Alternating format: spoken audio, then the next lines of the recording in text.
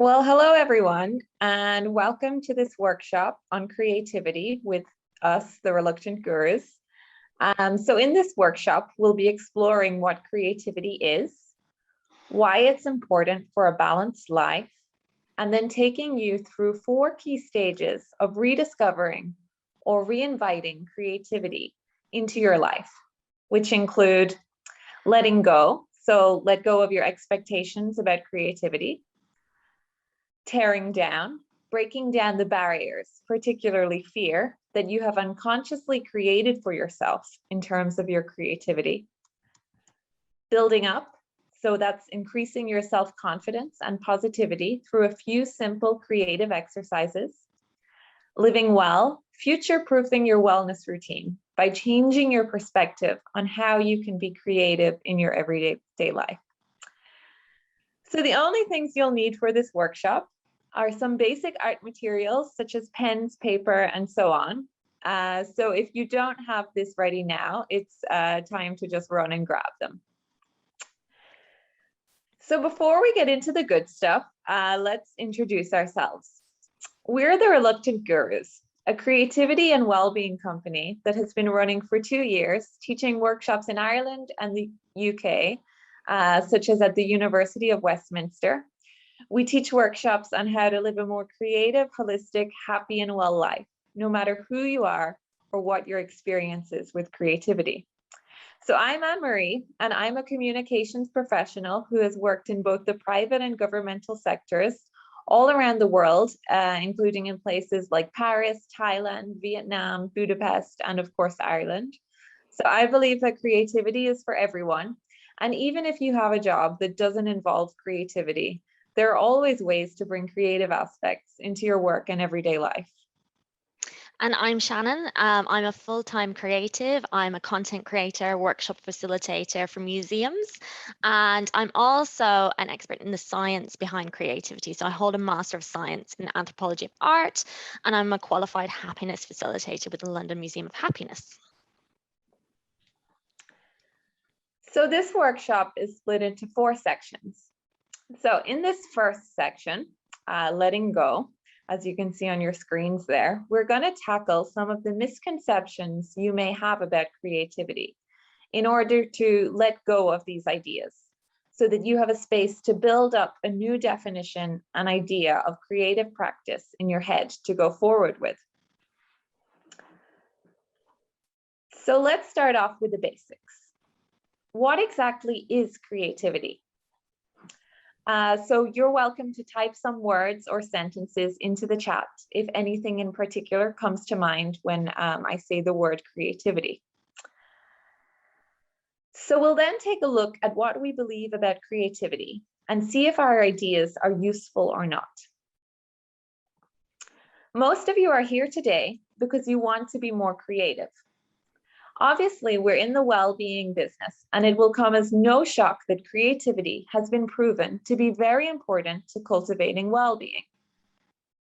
There are numerous studies that show that we are all creative beings, and that taking the time to be creative increases everything from happiness levels and emotional well-being to productivity and physical well-being. However, while a lot of us want to be more creative, we come up against creative blocks often. We use excuses to hold ourselves back. Some of these include, we can't draw very well, we don't have time, we don't know where to start, and so on. This is because our perceptions of creativity as adults actually contain a lot of falsities that we've picked up through the years. While as children, we're encouraged to explore ourselves and the world through creative acts, as we grow, we begin to think of creativity as hierarchical. We have bad experiences where people tell us we aren't creative or talented, while we are also shown images of artists as geniuses. So we begin to associate creativity with groundbreaking innovations or discoveries, award-winning artworks, or having talent. And we start to associate ourselves with failures, lack of confidence, and imposter syndrome. Therefore, we distance ourselves from creativity. However, these ideas simply aren't true. So, so sorry, I wanted to check the chat to see if anybody wrote anything about what you think of when I say the word creativity. Shannon, can you see the chat? Sorry, I can't see it on my screen. There's nothing in the chat right now, so don't worry, you can continue on.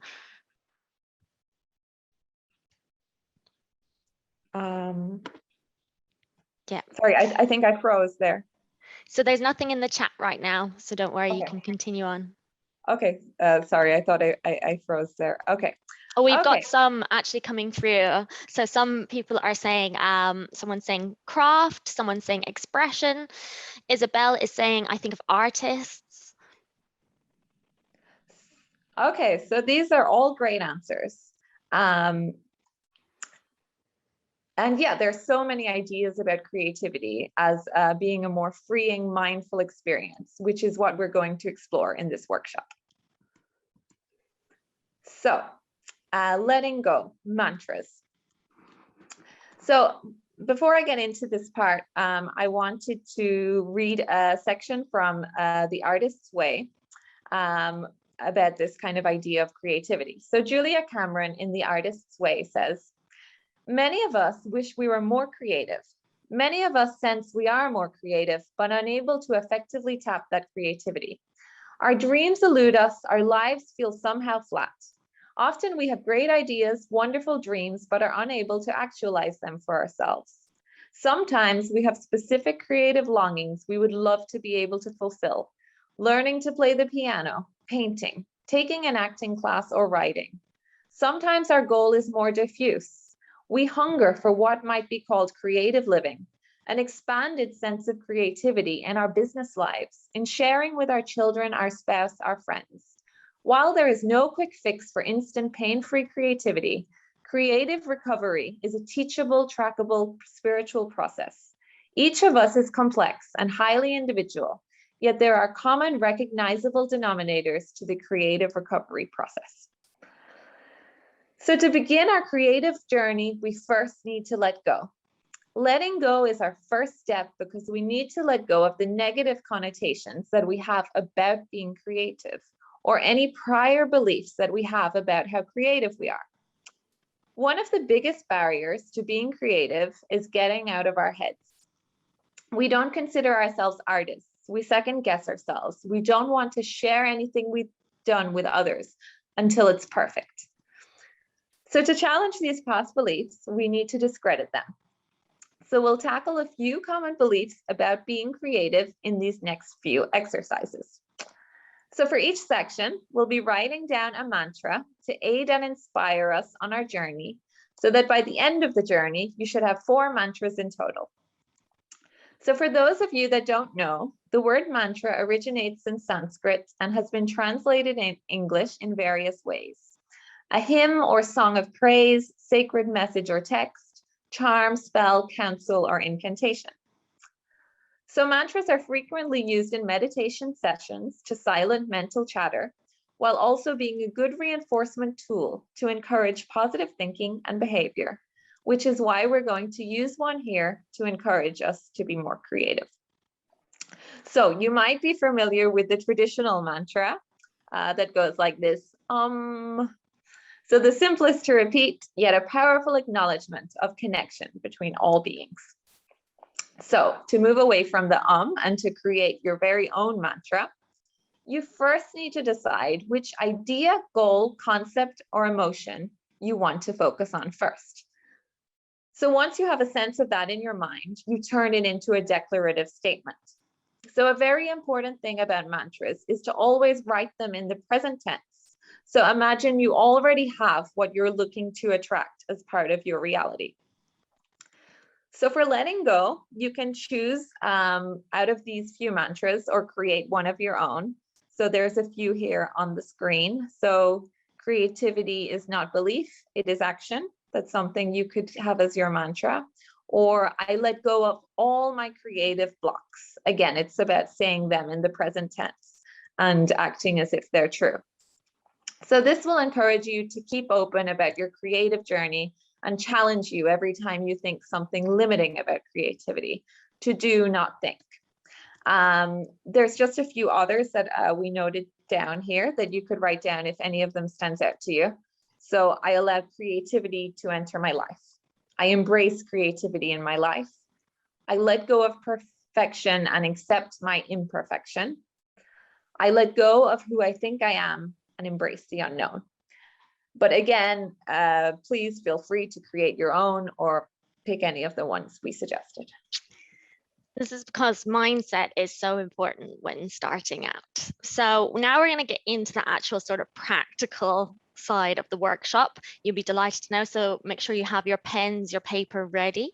And the first thing we're going to be sort of tackling in these ideas and misconceptions that we have about creativity is that in order to be creative, you need to be talented or innovative. You need to make something groundbreaking or new. And we're going to tackle this using a very, very simple exercise, drawing a made-up creature.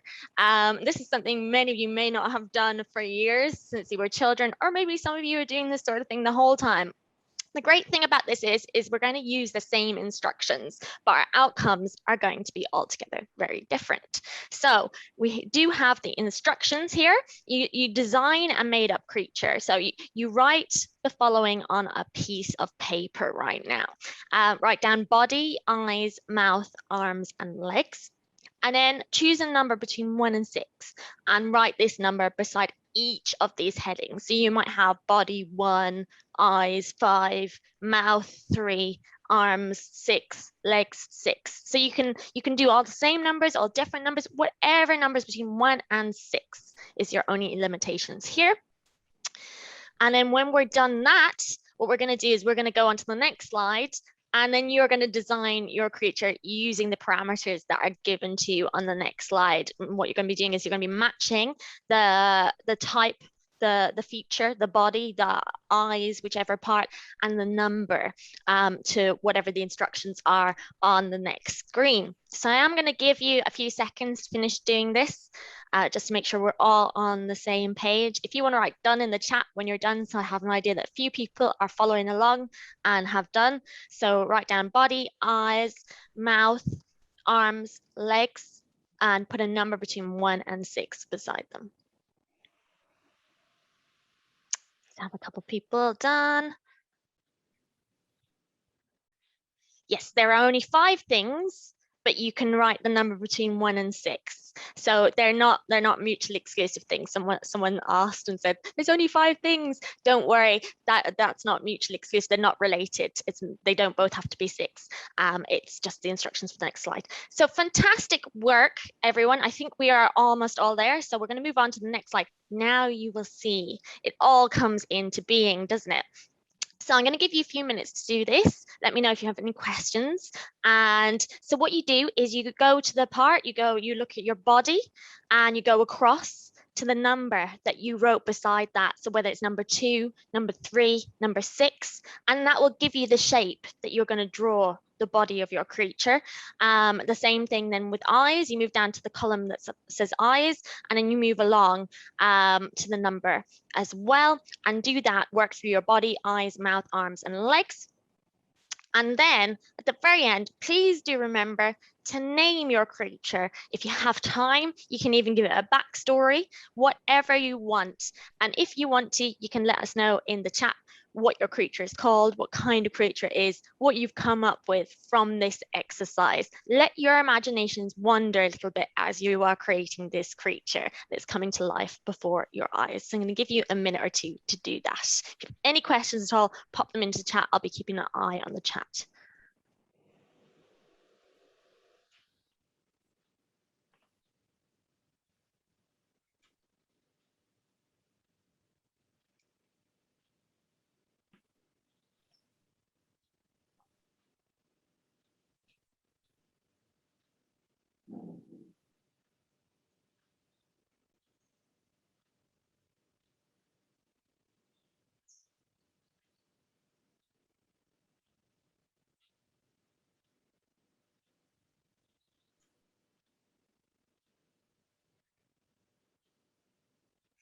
So let us know how you're getting on. If you've got a name for your creature yet, or anything that you'd like to share, pop it into the chat. Or if you just want to let us know that you're done your creature, if there's anything interesting that popped into your mind whilst you were doing this, please do share as well.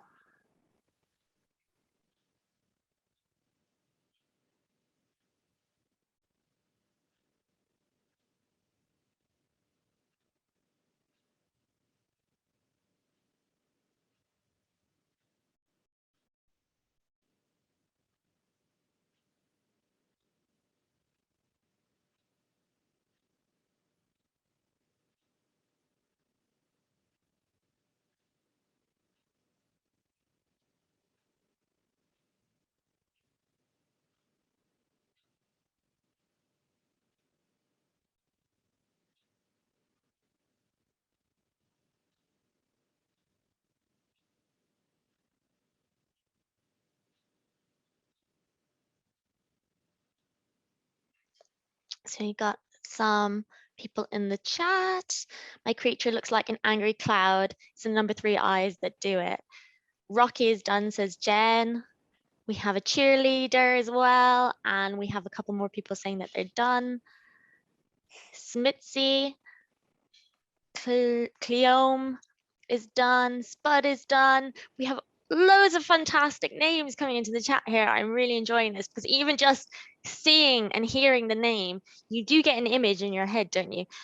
I have Dorito Man, he's a triangle. Fantastic. So that's great. And Funsville is coming in there. Fashiono Lion. Oh, fantastic. I really want to see all these creations now. Freak Show we have from Maria. So you have lots and lots of different creations here. And the idea of this, as you can see, everyone's ended up doing something completely different because you can just tell from those names themselves. Even though we all had the same parameters, we didn't reinvent the wheel. We took something and we made it our own. And that is just to show you that you don't have to be particularly innovative. You don't have to come up with something brand new to be creative. Just through the act itself, you're going to discover your creativity and your unique spin to the work. So the next exercise is all about loosening you up a bit and letting go of ideas around creating a piece of art, because a lot of the time what holds us back from being creative is the idea that we have to have this finished project that is perfect, isn't it? And we're scared of other people seeing it and commenting on it. So has anyone ever had a bad idea or done something that they hate? I think we all have. We all have inner critics that give out to us as soon as they look at what we've done. But bad ideas are still ideas. And actually, sometimes you have to go through a process of having terrible ideas in order to stretch that creative muscle, in order to get to where you need to go. And that perfectionist part of us is really scared of that process. So sometimes it stops us before we even start. So the perfectionist side is the enemy. And Julia Cameron says, we are all victims of our own internalized perfectionist, a nasty internal and external critic, the censor who resides in our left brain and keeps up a constant stream of subversive remarks that are often disguised as the truth. So make this a rule. Always remember that your censor's negative opinions are not the truth. This takes practice. So what we're going to do now is we're just going to do a page of squiggles. And this is a really, really nice one, because what we're going to do is we're going to fill the page with squiggles. Just don't even think about it. Just grab a brand new page, grab whatever pens are in front of you. And I just want you to fill your entire page with squiggles. And we're only going to give you like a minute to do this. So I want it to be quite quick. Just fill it up as much as you can with loads and loads of squiggles. You can change colors if you want. Just don't think about it too much.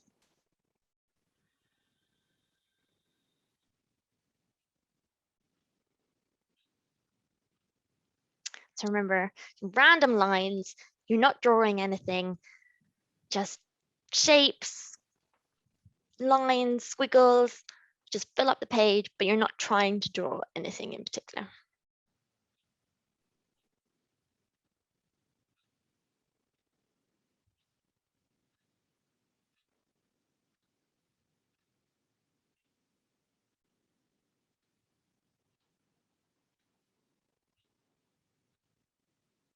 Again, you can let us know in the chat when you're done filling up your page with squiggles.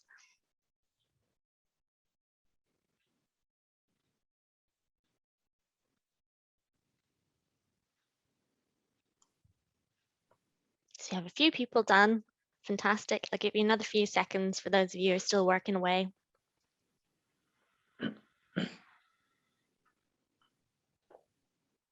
Great. Angela's done as well, and Deb's is done.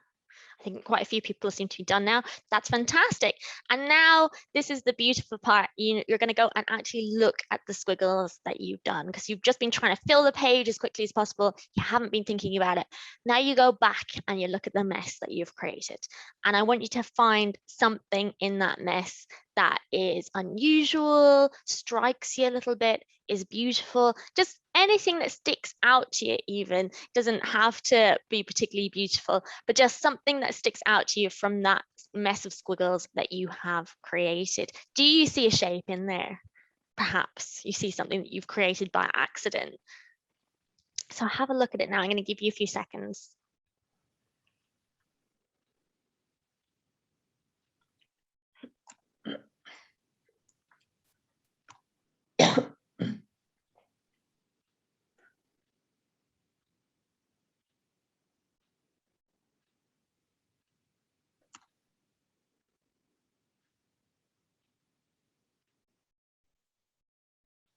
So some of you may have spotted something like straight away, and some of you may be still looking. So I'm going to give you a few seconds. Even if you've already spotted something, keep looking in those squiggles and see if you can spot anything else that sticks out to you. So we have a musical note here. That's a fantastic thing to spot in the squiggles. Has anyone else spotted anything that they'd like to share? Mountains, says Tracy, and smoke. Horse. We're getting lots of things here in the chat, and that just shows you. Curves and leaves, says May. So curves are beautiful as well. Even sometimes just shapes are beautiful. And that just shows you that you don't need to be perfect to create something. You can create something out of a mess. It can be your worst idea, and you can salvage something from it.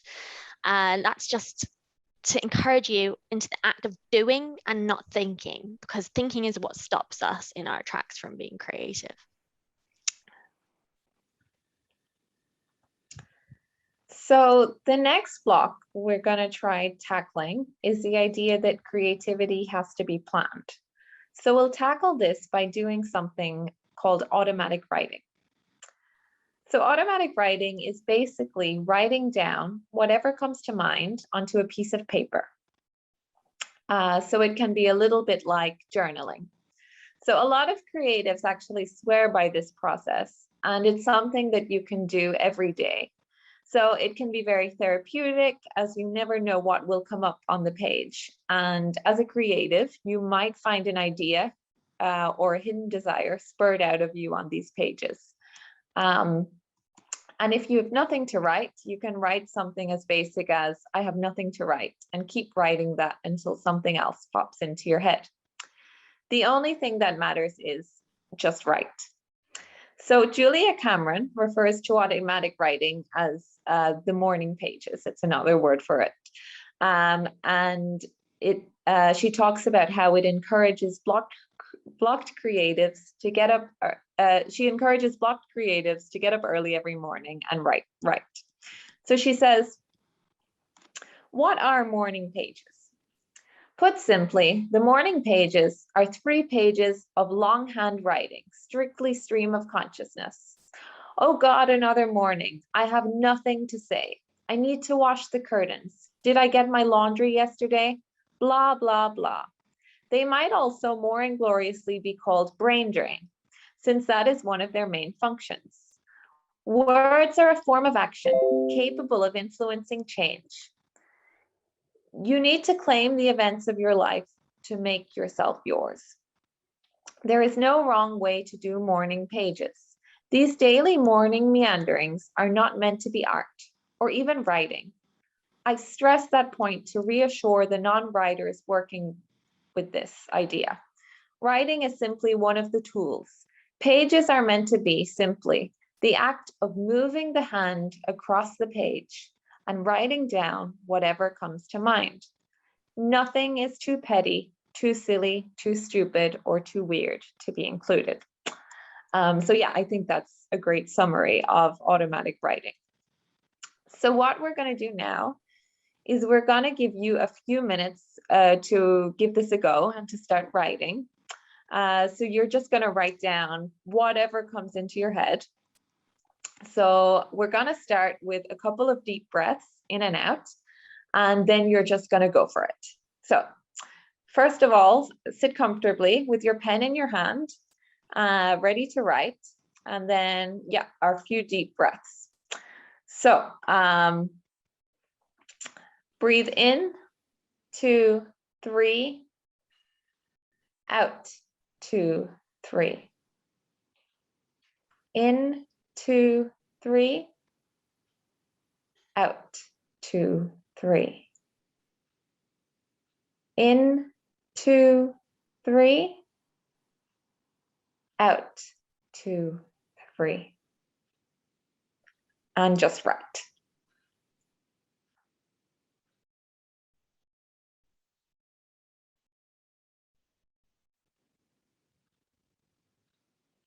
Again, you're going to have around 3 minutes for this.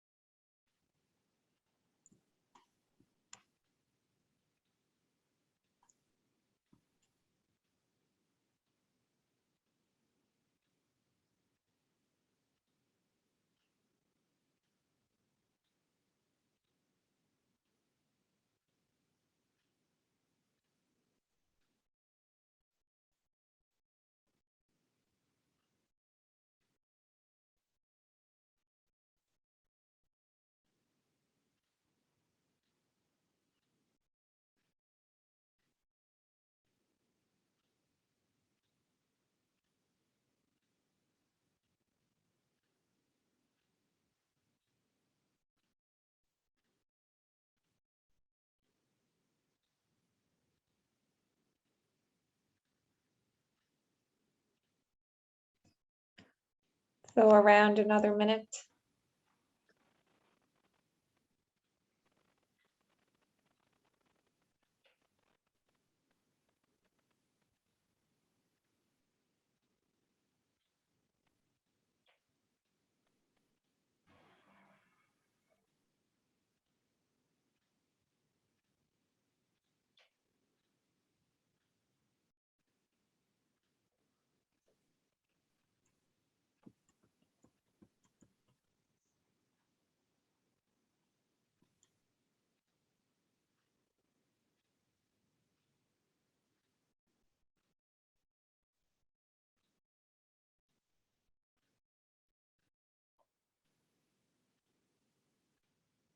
So as we just close the exercise, you can keep writing for another 30 seconds if you like, but you might also want to write into the chat how this made you feel, or if you want to, if anyone out there wants to share anything interesting that came up during the exercise.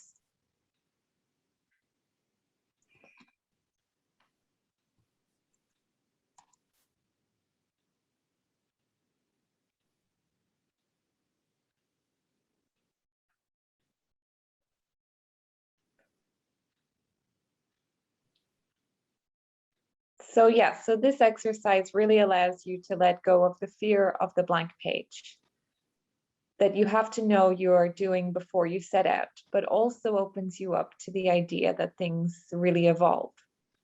So there's no right way to be creative. You just need to start and to do. So you may start out doing something only to have it evolve into something else. And that's okay because it's a journey and not a destination. And I'm just seeing one message from Tracy about, she was saying how surprising how many ideas came to mind when she was doing that exercise, which is really great. So yeah, we'll move on to the next. section. Tearing down. So now we've worked on letting go of some of the limiting beliefs we may have held about creativity. This next section is all about tearing down negative connotations. And perhaps the biggest thing we need to tackle when welcoming creativity into our life again is fear. So fear is a powerful motivator. It can stop us in our tracks, keep us from progressing, make us procrastinate, and put off tasks. A lot of gurus and guides believe that we either live in love or live in fear, are motivated by love or are motivated by fear. Now we will look at what negative emotions, fear, and blocks are holding us back from being creative in our daily lives. In regards to being creative, fear can hold us back from starting, can stop us finishing a piece, and can be the constant motivator in our minds saying that we just aren't good enough.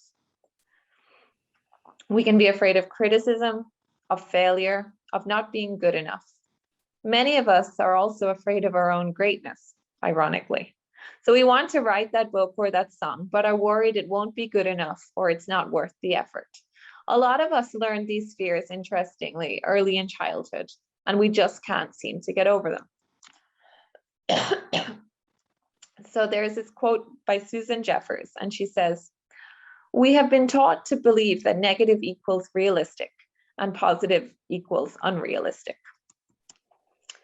So in these exercises, we will discover what our fears are and delve a little bit deeper into where they might come from. The mind is predisposed to fear. It used to have a valuable use in society. However, this is not useful for us anymore. So what we need to do is a form of cognitive behavioral therapy to help retrain our brains away from the negative and towards the positive. So first, we're going to do a word association exercise, or something known as improvisation. This is where we read out words to you, and you write down the first word that comes to your mind. So I'm going to read words out to you, and I want you to write down the first fears that come to your mind in relation to these words. For example, I might say performing, and you might write down fear of forgetting my lines or stage fright. So don't worry, we'll give you a little bit of time to think about this one. So are you ready? The first one is, so write your associated or the associated fears you think of. The first one is art.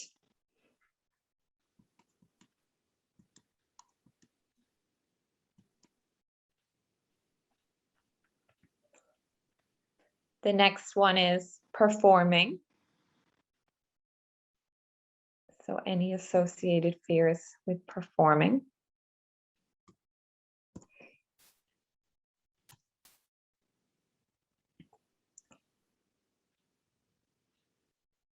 Writing.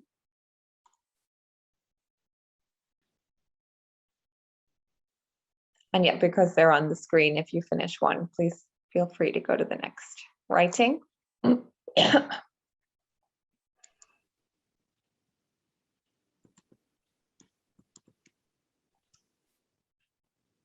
Music.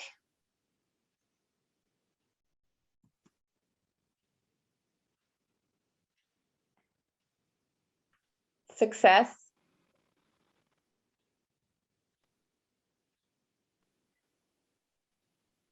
And creativity.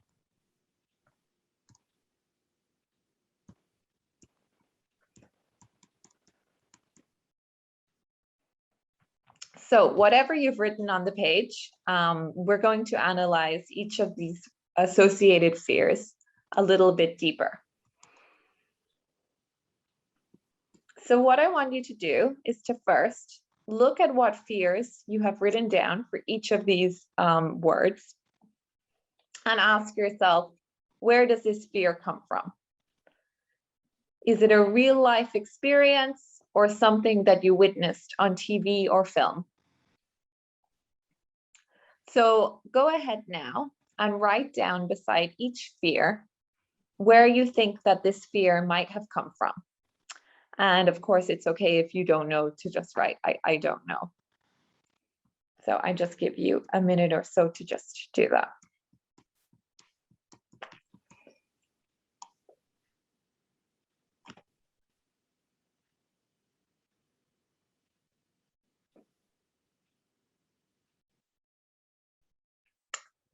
So yes, so this part of the activity, it helps us to break down actually how realistic the fear is.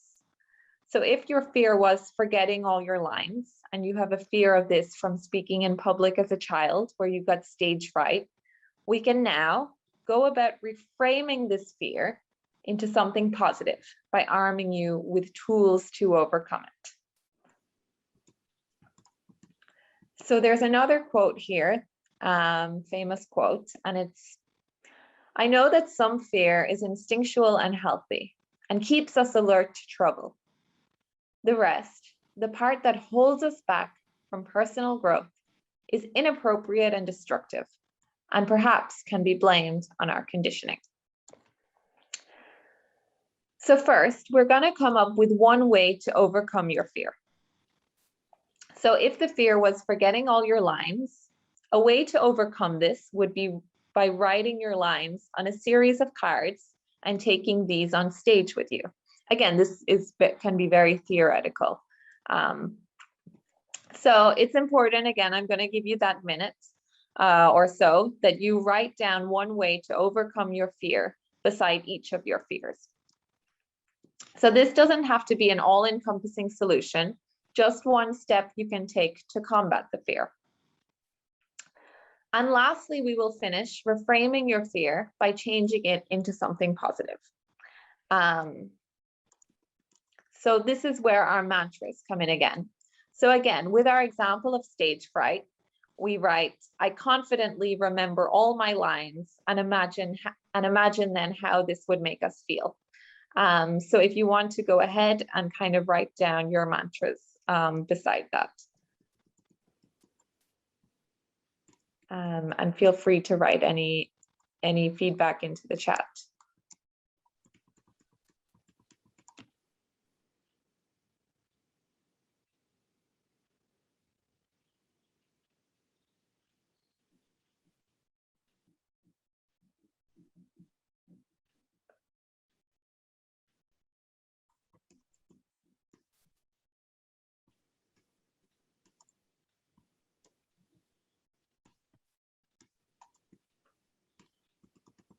Okay, is everyone done that activity? We'll move on to the next slide then, which is about some more kind of work on mantras. So now it's time for some more inspiration or quotes. So this time our mantra could be, "Creativity is not fear, creativity is within me." Or, "I'm not afraid, I embrace my inner creativity."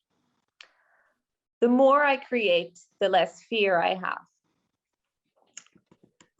So this is to remind us that it's only our fears that hold us back from doing. We just need to look within and connect to ourselves and not worry about the external world. This is because most of our fears concern outer people and realities that we have no control over. What we do have control over is ourselves. There's some beautiful quotes as well, famous quotes here that could also be, you can also take other people's quotes and make them your mantras, but we thought they were very beautiful for this part. So one is by Picasso, and his famous quote is, "Every child is an artist. The problem is how to remain an artist once we grow up." Shakti Gawain says, "We will discover the nature of our particular genius when we stop trying to conform to our own or to other people's models, learn to be ourselves, and allow our natural channel to open." And the last one is one I already said earlier, and it's, "We've been taught to believe that negative equals realistic and positive equals unrealistic." So just looking in the chat there, May said, "I don't have to pass a test, just need to enjoy the effort." And I think that that is a really powerful thing. And I'm really glad that you brought that up, because it's something we're conditioned in at school. this fear of failure, because we're taught if we fail a test, that's a very bad thing. And no wonder we grow up being scared to even try, because we open ourselves up to that fear, because we've been taught all our lives that that could be the worst possible outcome, is if we fail. And I was listening to the biography of one of the founders of Pixar, and he was saying in that that's one of the tenets of Pixar, is that they often try films, and they try ideas, and there's no repercussions for failure, because they believe that actually you have to go through a process of failing multiple times in order to then come to the right conclusion, to make the success at the end. And we all know how world famous Pixar is for making films. So I think that, you know, that in itself shows that fostering an environment where you're doing something for the joy of doing it rather than the end result, then that ultimately encourages you to have a much more positive and fruitful experience overall, and you just don't know where it's going to end. So don't beat yourself up too much if it does end in failure. It's just all part of the process. So where do our fears come from? So the last few exercises have shown us our fear often comes from a sort of story that we've internalized from our past. And just what I was talking about there, you know, our past really does affect us, and we've been taught all these things through the years. So these stories can be real or they can be imaginary. And we're going to face this fear now in a very creative way by helping to rewrite the ending for ourselves. So this is just a fun little exercise. So first, what I want you to do is think back or look back and choose an incident from your childhood that fills you with fear, embarrassment, regret, any negative emotion whatsoever. Just something, it could be very short, just something quite short, that you can summarize in a paragraph. So we all have some of these memories, whether it was, you know, the typical ones you might see on TV, or of something very embarrassing happening, like, or the typical fear of ending up naked in the classroom. But that's a very extreme version. I don't think many people have experienced that. But things like when you might have fallen over in front of the class, you might have stuttered when you were reading out, you forgot to do your homework and the teacher made a really big deal about it, and it's stuck in your head all these years. I've been told off for doing something really, really simple. I remember being told off because I just went the wrong way back to class. So things like that, something that's stuck in your head. So I want you to write out this memory as a horror story with you as the main character. So you can either write this in first person, I did this, I did that, or third person, naming yourself, or you could give your character a different name if you want, like Sandra did this, Sandra did that. So I have a particularly embarrassing memory of being caught climbing a tree at 12 years old and being made to stand for half an hour in front of the school with a bunch of 6-year-olds. So here's my story as an example, and then I'm going to let you write yours. It was a lovely sunny day. I thought nothing could go wrong. I was young and carefree, playing a game of hide and seek with my friends. We were out in the field, and I thought I saw one of my friends up in the big tree that crowned our playground. I knew we weren't meant to go up there, but something was calling to me. So I assuaged my fears. I took a tentative step on the bark of the tree. It was then that I heard the unmistakable high-pitched tones of the principal behind me. I was caught. Things couldn't get any worse, or so I thought. Though my pleas of innocence were convincing in my eyes, the piercing eyes of the principal said otherwise, and I was made to stand, yes, stand, in front of the entire schoolyard for half an hour. As if the shame, fear, and remorse weren't bad enough. As it transpired, my punishment was to be doled out with a gaggle of 6-year-olds. The mirth in the eyes of my fellow students is something I will never forget. So you can see I've amped it up a bit there to make it a bit more humorous. So maybe you want to do something like that. Throw in some big words if you could think of any, and make it a bit dramatic. So I'm going to give you a few minutes, to probably about 3 minutes to do this.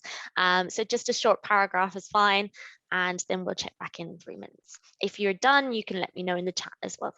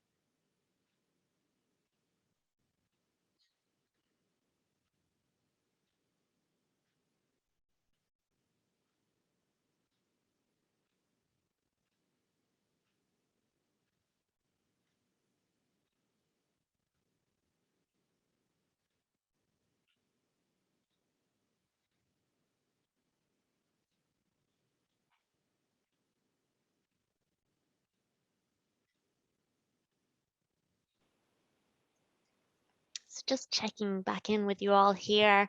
I hope you're getting on okay with that. I'm just going to give you another few seconds. So if you just round out your paragraph with the end of the story, and then we'll move on to the next part.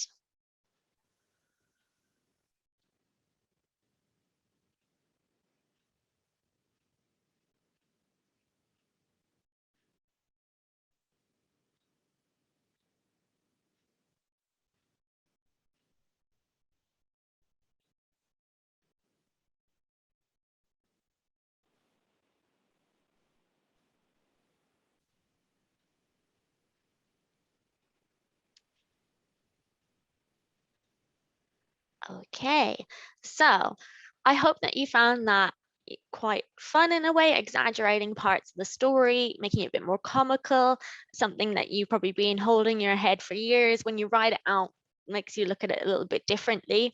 But now we are actually going to take that story and we are going to rewrite it, because although you've exaggerated parts of it, that is a true story. It happened to you, and it's a negative memory for you. So what we're going to do is we're going to rewrite the story, but this time with you as the hero of the story. So this doesn't have to be realistic at all, but it's taking the bones of your story and injecting more comedy, humor, and adventure into it, reframing it in a positive light. The most important thing you have to do is change the ending, changing the experience, the negative experience that you had, into something positive. I'm going to give you an example from my one. It was a lovely sunny day. I thought nothing could go wrong. I was young and carefree, playing a game of hide and seek with my friends. We were out in the field, and I thought I saw one of my friends up the big tree that crowned our playground. I knew we weren't meant to go up there, which meant I had to save my friend before the principal found out. So looking around me and seeing the principal in the distance, I assuaged my fears and made a mad dash over to the tree. "Principal is coming," I yelled in my high-pitched, squeaky, prepubescent voice. In a dash, everyone jumped out of the tree and scattered. The innocence in my eyes met the piercing eyes of the principal, but there was nothing she could do.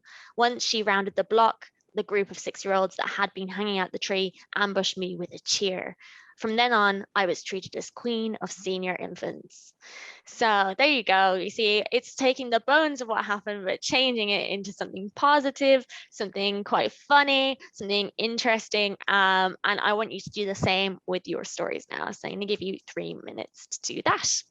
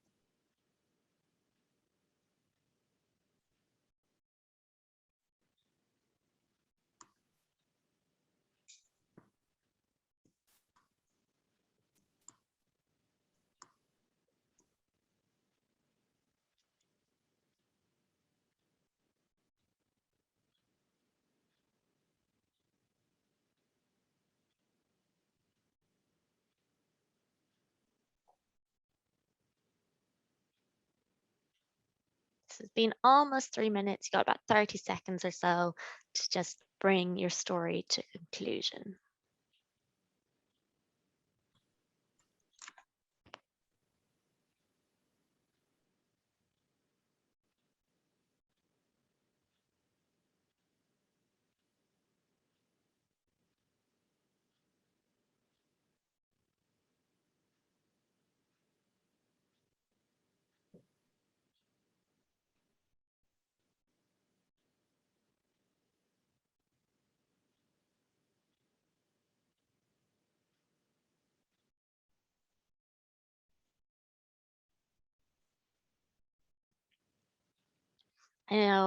I hope that those minutes flew by for you.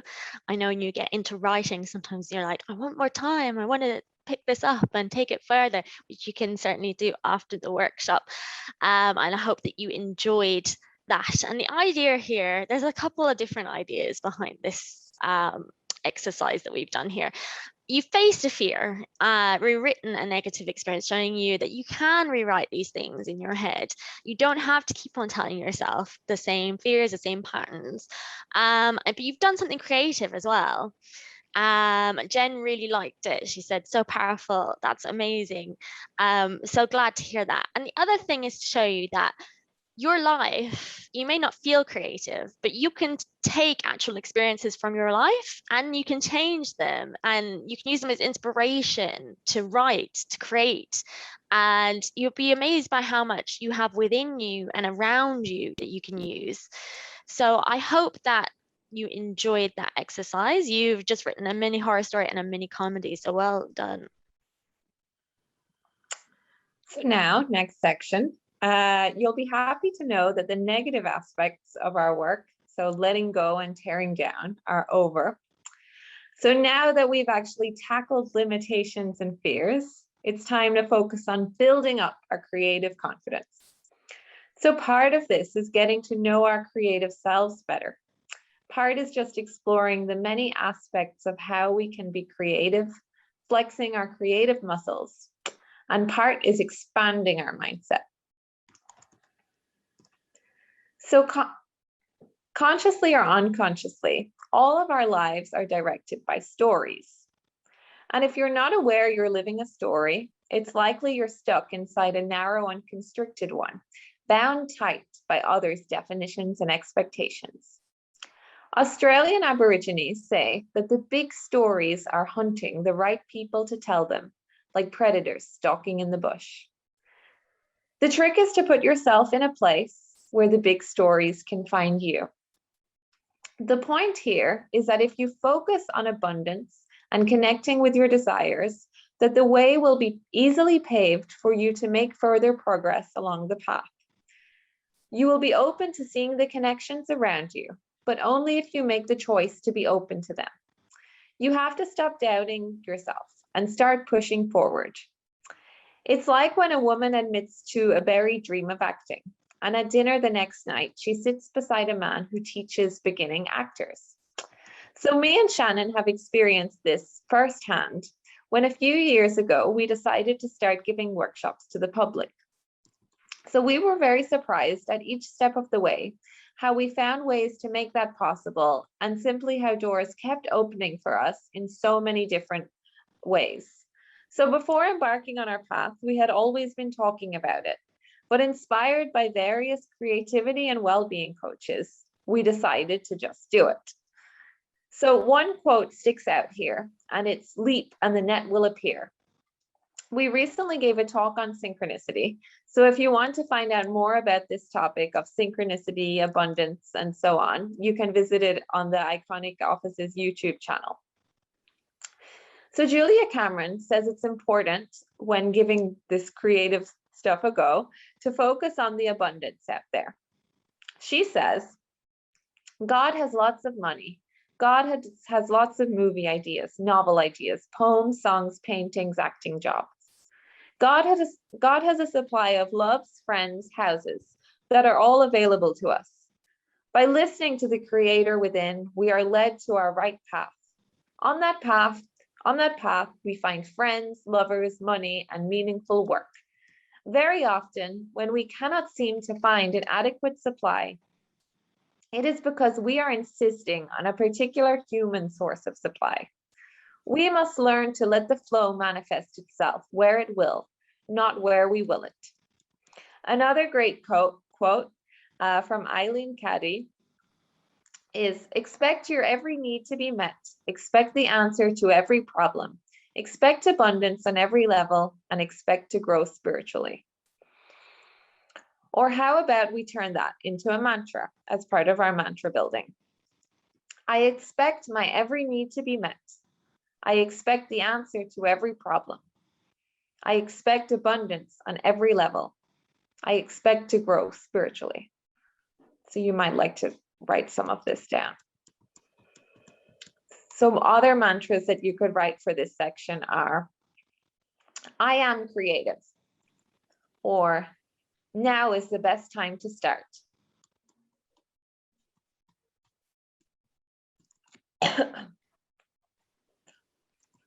So in order to rewrite our creative stories, we need to start connecting with our creative selves.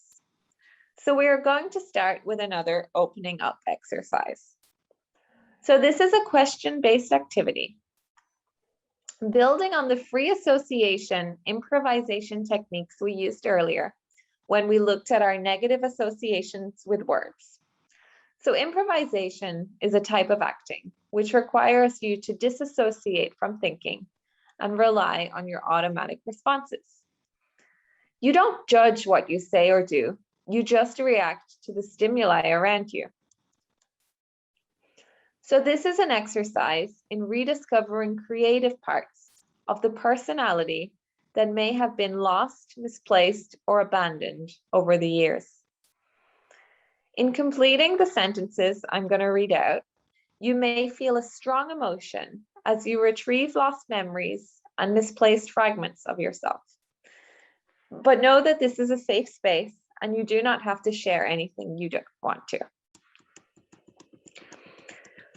So what I'm going to ask you to do, again with your pen and paper, is to complete the following sentences and free associate a sentence or two with each phrase. So just complete the sentence. Don't think too hard about what you're writing. Just write down whatever comes. Okay. So starting with past. So first, we're going to connect to your past. So I want you to imagine yourself now as a child, perhaps 10 years old. And I'm going to start the sentences and I want you to finish them on your page. So the first one is, I was.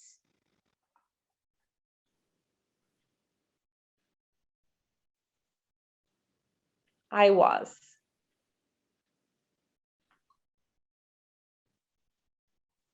The next one is, my favorite thing to do was. My favorite thing to do was.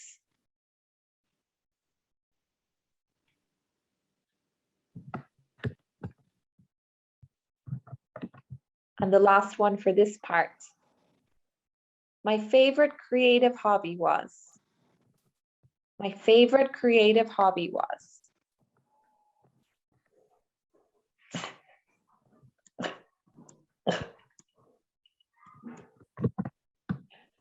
So moving on to the present. So this is, who are you now? So again, I'm going to go through these sentences and I just want you to finish them on the page. So first one, I am. I am.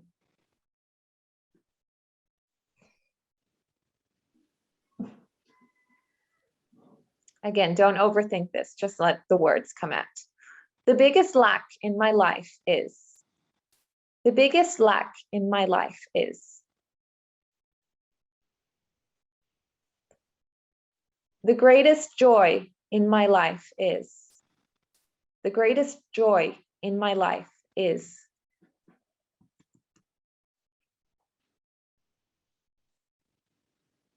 My largest time commitment is. My largest time commitment is.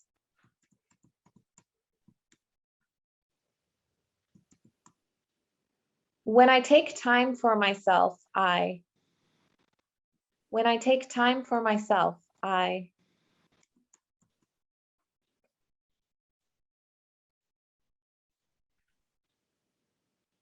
am creative when I am creative when and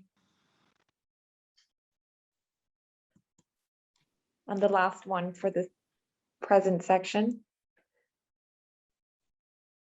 I don't do it much, but I secretly enjoy. I don't do it much, but I secretly enjoy.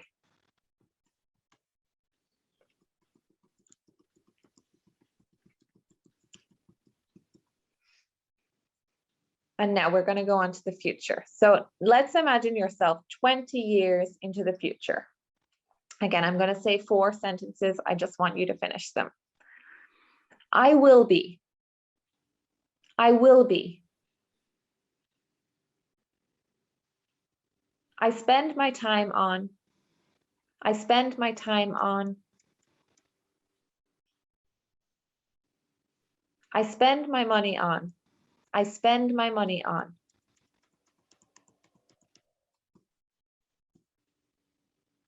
My favorite creative hobby is. My favorite creative hobby is.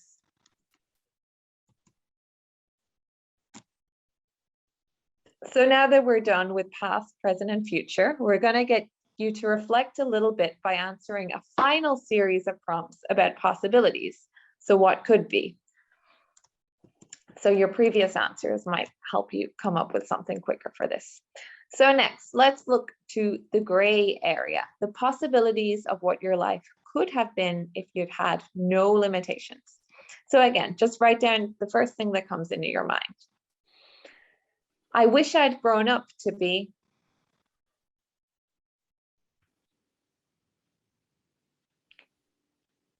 I wish I did more of.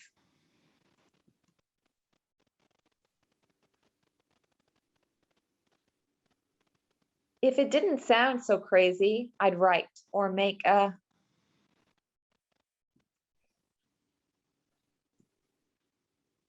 I'm afraid that if I start dreaming, and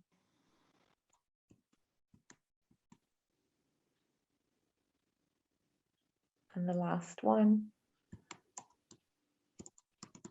If it weren't too late, I'd.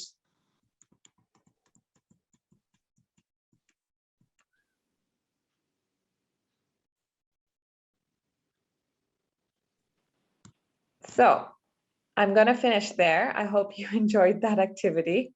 And I hope you got some good answers. So what I want you to do now is to look back at all your answers and choose out at least one of the creative activities or exercises that you've mentioned and make this your new creative story.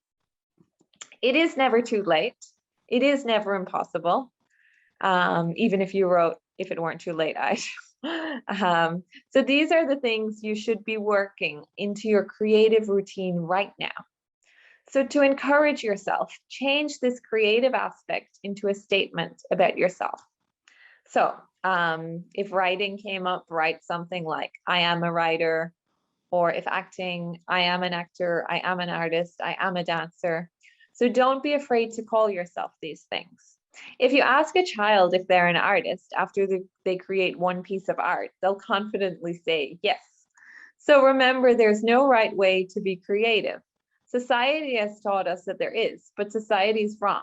This is the creative confidence you need to discover.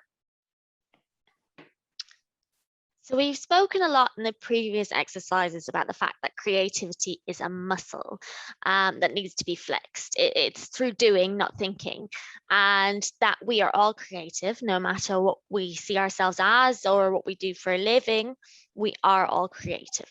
So we are reticent often to do anything creative because we don't know how to start, and part of all these activities that we're doing is to try and show you that you can get inspiration from everywhere, from your life, from things around you, from taking things that have already been done and just changing them a bit. There's lots and lots of different ways you can be creative.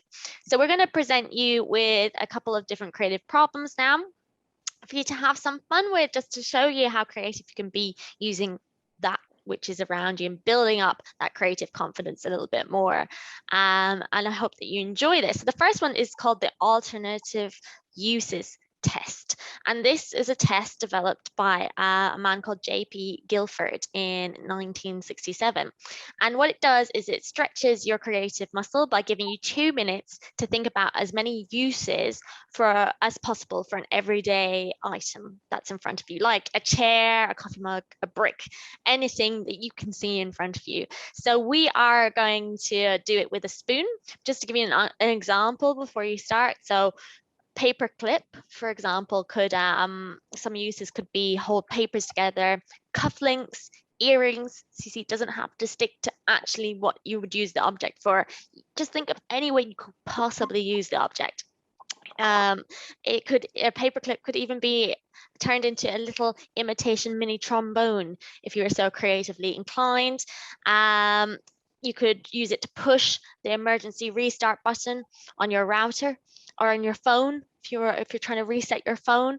It could keep your headphones from getting tangled up. So as much you start off with the things that you know about the object, what it does, but then you expand from there.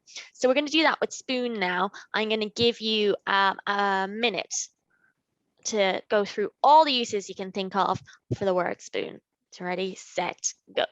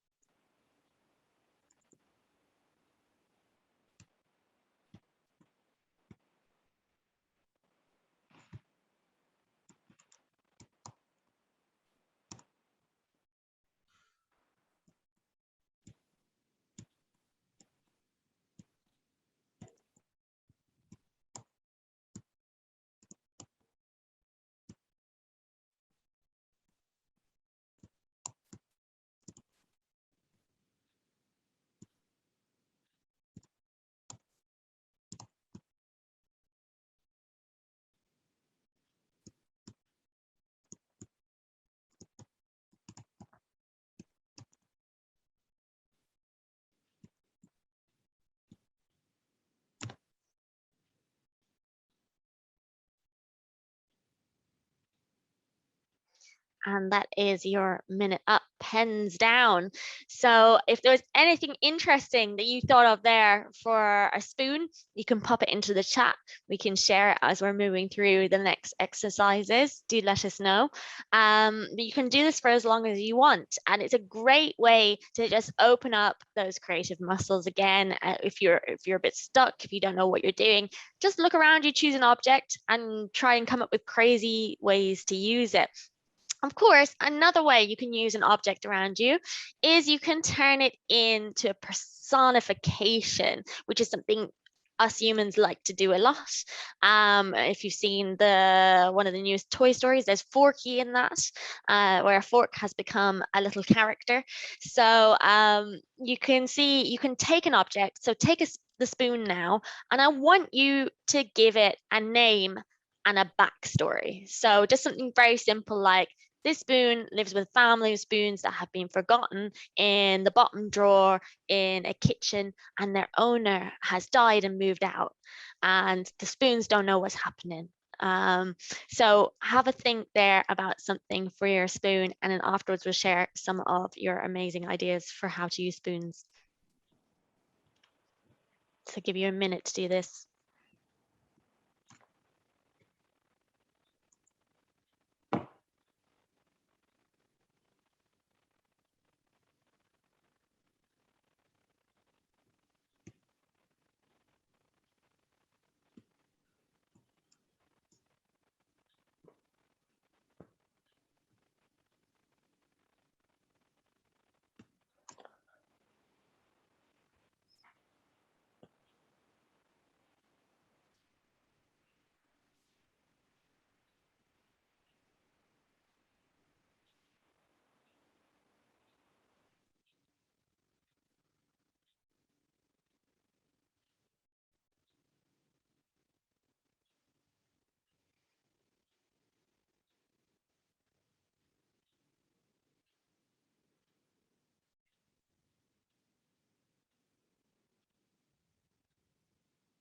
And that's your minute up for your spoon and their backstory. And again, if you want to share your spoon's backstory in the chat and name, we already have some coming in. So I'm just going to go through what people have said. Jen said you could dress a spoon as a doll for a puppet show. Deborah says drumstick, spin, filling, food. Exactly. Loads of things there. Maria says squish a shape into silly putty. Yes, you could totally do that with a spoon. That's amazing. May says make a picture frame, jewelry, mobile. Exactly. You could get lots of spoons and you could make a massive sculpture out of spoons as well, couldn't you? And we have I can't see the whole name there. Hold on one sec. Jeremy says an inverted mirror for a spoon. Exactly. If you're stuck, you got an important meeting, a spoon may be your best bet of checking that you have no flyaway hairs. And Jen says Sparky is a wooden spoon who helps children escape mean mothers. Oh, Spanky. So she said there. Oh, that is a great backstory. Thanks for sharing that, Jen. So you can see how much creativity you have access there just through using an everyday household item that you could find in your kitchen. So now we're going to do another very, very quick exercise. And this exercise is something called the incomplete figure. So you can see there on the screen, I have a squiggle. And this exercise was developed in the 60s as well by a psychologist called Ellis Paul Torrance. And it's called the Torrance Test of Creative Thinking. And it's sought to identify a creativity oriented kind of an alternative to an IQ test. And one of the most iconic elements of this test was this incomplete figure test, a drawing challenge where you were given a squiggle like this and you're asked to take it and complete the image. So what I want you to do now is let your imagination run wild. Take this squiggle, put it down on a sheet of paper, and then draw something with it. So use it to complete a drawing. So whatever you can see there, whatever comes to mind, there's no wrong answer. And this is just a really fun way to see how you can use things that are around you to be creative. So I'm going to give you a minute to do that as well.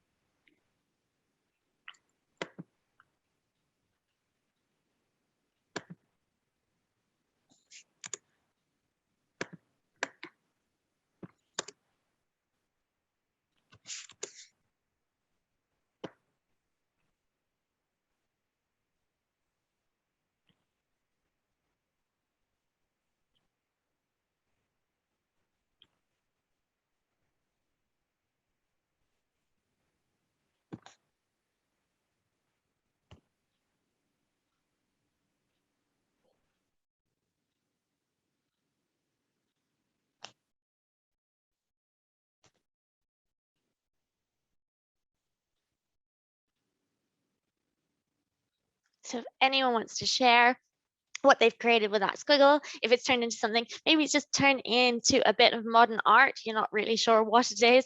What you can do is you can go and color in the different sections afterwards as well, a mindful coloring exercise there. And we do have a really nice story that has come into the chat that I'd like to share. So Deborah says, hi, I'm Spooner, forgotten in the back of the utensil drawer for years until the missus just fished me out. Wow, how tarnished I've become. Amazing stories there. So thank you so much for sharing. We've got Maria said, mine's a cow. And Trace said, so is mine. So there you can see that you can be prompted by things to create a creature, to create so many different things. We've got fat cat, small bird on a large egg, a ghost, so many different things there. That's fantastic, May. And we have my squiggle is a happy dog from Harriet and a curling stone from Zelda. Mine reminds me of a Mr. Man character. He's very posh with a hat and a cane. I love that, Amanda. See so many different things coming out there and similarities. You can see just how we can be prompted to create using very, very little stimuli. So you'll be happy to know that, or sad maybe, if you're enjoying being creative, we are coming to the end of our workshop now and our very, very last section. And this is sort of bringing everything together. We've gone through, we were breaking down our barriers, we were letting go of all those assumptions that we had about creativity, and then we were building up our confidence in ourselves and getting to know our creative selves. So what we need to do now is sort of bring it all together. The main thing we want you to take away from this is that we don't have to teach you how to be creative. You've seen tonight that you are all creative. I hope that you have a bit more confidence in that and in yourselves. But what we need to do now is bring that creativity into your daily life, which is something that a lot of people struggle with. So in order to discover what creativity actually is, and hopefully you've gotten a few ideas from this in this session, we invite you again to look back at yourselves as children. So what is childhood creativity? What are children doing when they're creating? Well, we argue that they aren't concerned with all those things that we are concerned with, that we were talking about earlier. They're free, they're playing, they're having fun, just like we've been doing in some of these exercises. They're exploring the world around them, again, using things around them and being curious. So curiosity is a very important part of creativity. They're involved in the act, they're involved in doing, they're involved in a process. They're not involved in an end product. They're expressing themselves and they're concerned with themselves over other people. So they're not thinking about what other people are going to think about their drawing. You might argue that a child is looking for a reward when they finish a painting or a drawing. And yes, you'd be correct on some level. We've actually conditioned our children to do that, to come to us with their drawing afterwards and they get a big smiley face. However, your praise isn't the be all and end all of it. They give you that and then they're done with it. They don't even think about it again most of the time. And we're talking about very young children here, because as they get older, of course, we get all the societal things and all those fears placed on us. So they just go back, they start again, and they completely push the blame to the viewer. So if you ever had a child do a drawing and you don't know what it is, I have that happen to me a lot. I work with children in my day job as a museum sort of workshop facilitator. And sometimes they'll show to me, especially on these screens, it's very difficult to see what they're doing. And you go, oh, what's that? And they're never sort of embarrassed that you don't know. They're always really happy to explain to you what it is. So the blame is shifting on you. It's not put on them. And that's because the child is not concerned with producing or doing what they're doing. They are concerned with producing, and doing what they're doing, not with what your opinion of it is. So why is creativity important to us as adults? And just to sort of round off why you should be wanting to be more creative in your everyday life. So there's lots of different elements to do with it, how creativity can help you in your day-to-day life. And this is really imperative, as engaging creatively with the world around us is an integral part of how we make sense of the world and manage our emotions. Research into health and happiness levels after mindfulness and creativity workshops revealed a number of potential benefits, including increased sense of well-being, wellness, mental health, improved sense of happiness, fulfillment, optimism, and enthusiasm, and a calmer and more patient state of mind. And tying a little bit into mindfulness, the other great thing about being creative is that it allows us to explore and connect with the world around us in ways that would otherwise not be possible. We don't need to do big things. We can do it at the most basic level. So creativity, be that writing, painting, photography, or some of the many, many forms out there, also enables us to explore and connect with nature, with other people on a deeper level, because it's a shared process and experience. It brings us into the moment. So these are just some of the ways that creativity is important to you as an adult. So creativity, we have a new definition of it here for you, something maybe you can take down, you can refer to when you're caught up in all those negative associations, when you're thinking about the things that are going to hold you back from being creative. It's a playful, exploratory, enjoyable act that you're fully present in, and that connects you to yourself and helps you to engage with the world around you. So if you're ever looking for inspiration, for a way to be creative, look to this definition as a sort of platform to help you. So we invite you to set up a weekly creative date with yourself. So it just has to be weekly, doesn't have to be daily. And this is a date for you to connect to yourself and your inner child creatively. And it's something called an artist date. That's what Julia Cameron calls it. And an artist date is a block of time. So whatever amount of time that you have, we're suggesting maybe 1 to 2 hours a week, especially set aside and committed to nurturing your creative consciousness, your inner artist. And it's a play date with yourself. So view it as something quite fun, something that you're really going to enjoy. And this just has to be something that you enjoy. So it doesn't have to be the same as other people's creative dates. It could be if you really, really love going to galleries, if you don't want to be particularly creative yourself, but you love going to galleries and being inspired by the artwork here, you could always bring a sketchbook and pencils with you if you want. And you can use this as a way to inspire ideas and activities. See what other artists have done is a great way to inspire yourself. You could do things like going for a walk and being inspired by what's around you as well. So don't think of it as just sitting down like this and doing activities. Whatever creative activities you enjoy the most, put them into your weekly artist date and treat them. So we're going to bring it all together now. And just finishing up, we do have a nice little lotus flower here. And I'd love you all to just draw a lotus flower in the last few minutes we have left. And on the lotus flower, I want you to start at the roots, draw a thick stem, draw some large petals, and fill the roots with what you want to bring into your life. The stem with how you're going to do this, so your artist dates, routines, and the petals with what this will help to manifest in your life. So for example, in the roots, if it came up in the activities earlier that you really actually wanted to be a writer, you write that down in the roots. What do you want to bring? I want to be a writer. And then your artist date is going to be maybe setting aside an hour every week to do that automatic writing, or it could be like 5 minutes a day if you want to spread it out throughout the week to do automatic writing to help you in your quest to be a writer. And then the petals are going to be those feelings and those things that will bring into your life. So it will bring you maybe greater connection to yourself, fulfillment, fun, joy, happiness, and you put them in the petals. So just to go through that again, as you're doing it, you want to be doing your roots as the creative endeavor, the thing that you want to bring into your life. So this could be, if you want to be an artist, you might write it down here. And remember again, you are an artist. You may be thinking, oh no, I just want to do an odd drawing every so often. Write down that you're an artist, okay? Because you are, we all are, and we have to reclaim these words. And then in your stem, you are going to put how you're going to do it. So if you want to be doing those weekly drawings, I want to draw maybe sitting down in front of the TV and drawing for half an hour twice a week. Simple as that.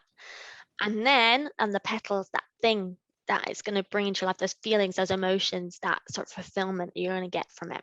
So happiness, joy, me time, prioritizing me, whatever you feel you're going to get from it. And this is going to be your little bit of inspiration that you can hang on your wall that can remind you of your commitment to your creative self.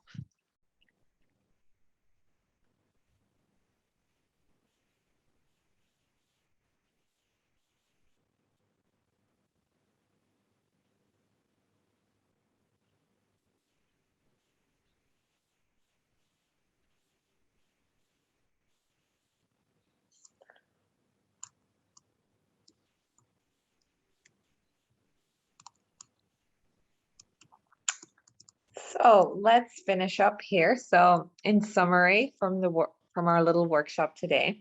So to recap, today we focused on inviting creativity into our lives by questioning our beliefs through doing fun exercises to unblock us. We've learned that creativity is not perfection, an end product, something you can plan. Rather, it is something you can invite into your life, small incremental changes and exploration. A process and something fun. It's important to remember that if we don't do something, there is usually fear behind that choice. So break it down and analyze where that fear is coming from and question it. Then reframe it. It is only yourself that is responsible for your creativity and life choices, not the world and not others. You already have creativity inside you, and it can be fostered in simple habits and tasks. We're all unique, and although you might not be the best at something, you're the only one who can do it your way. Your unique creativity is special and should be celebrated. We've been extremely creative today. Congratulate yourself. Well done. Well done, everyone. I just wanted to finish with a little quote from Anne Lamott in a TED Talk called 12 Truths I Learned from Life and Writing. So you can relate this to other arts than just writing. So every writer you know writes really terrible first drafts, but they keep their butt in the chair. That's the secret of life. That's probably the main difference between you and them. They just do it. They do it by prearrangement with themselves. They do it as a debt of honor. They tell stories that come through them one day at a time, little by little.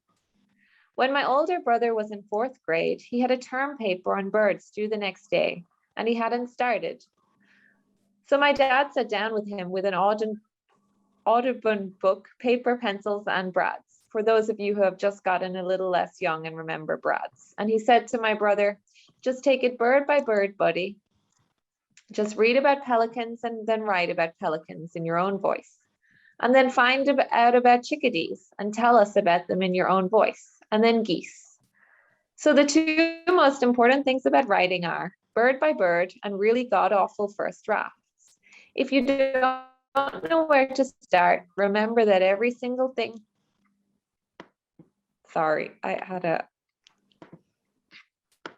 remember that every single thing that happened to you is yours and you get to tell it. If people wanted you to write more warmly about them, they should have behaved better.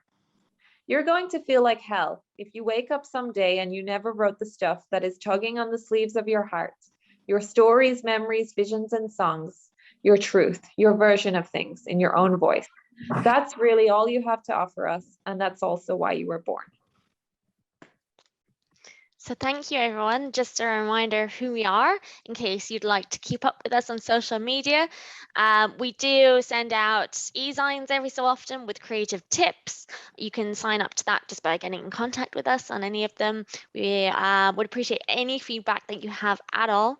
And thank you so much for joining us. I see lots of really positive and joyful feedback in the chat. And I just want to say a massive thank you from us because that's why we do it for you. And we're really delighted that you really enjoyed it. So thank you so much. And I do see there's some people who have been with us from the very beginning here today.